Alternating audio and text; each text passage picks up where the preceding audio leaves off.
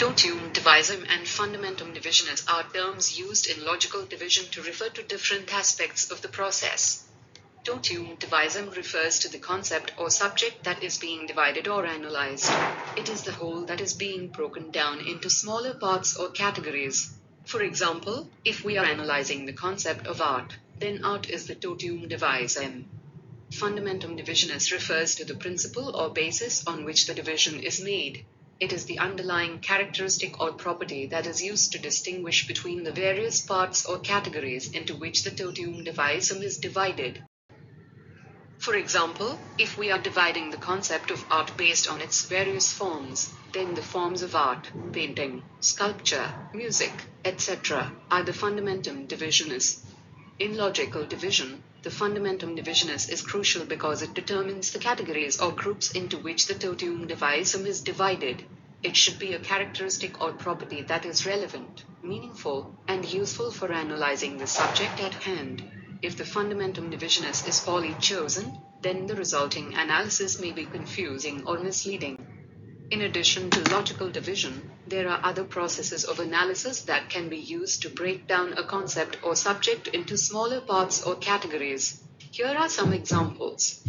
Enumeration of individuals. This process involves identifying and listing all of the individual instances or examples of a concept or subject.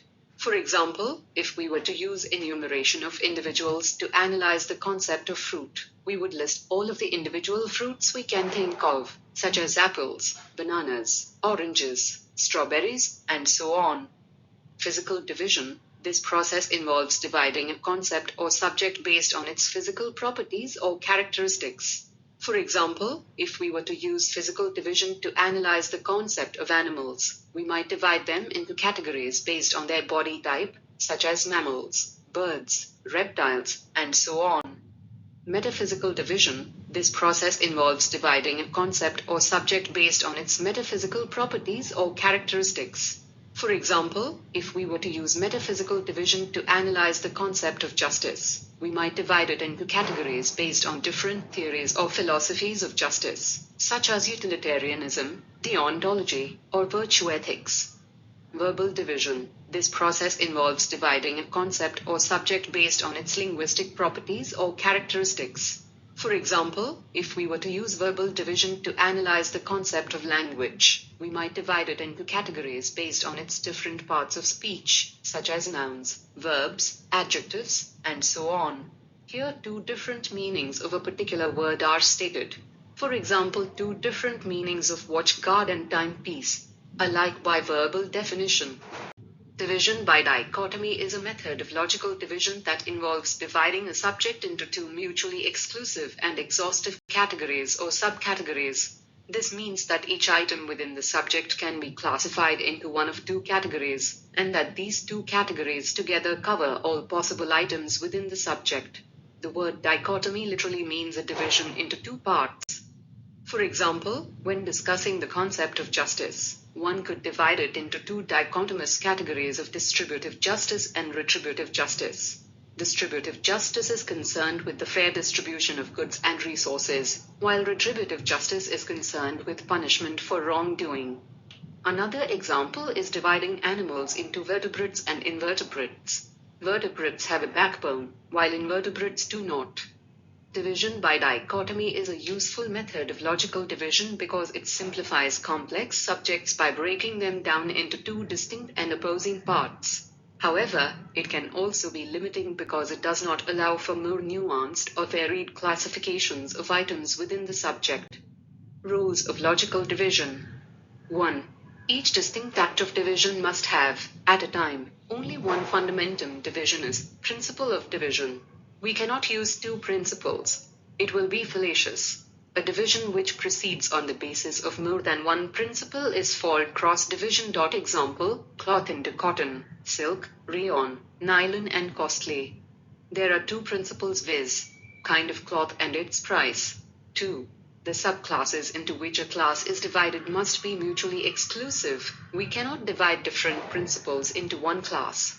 It leads to overlapping of subclasses. X hinders into rich, poor, tall, short. Rule 1 and 2 go hand in hand. If one violates, second will automatically be violated. 3.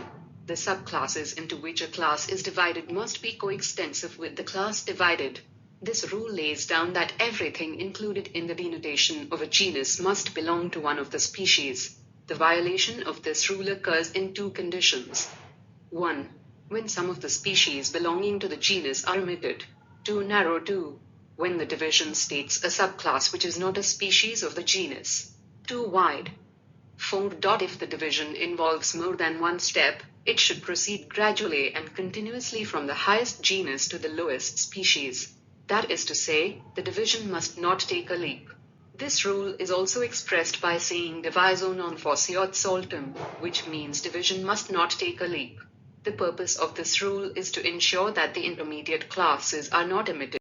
Division and definition are two related concepts in logic and rhetoric that are often used together in the process of classifying and describing a subject.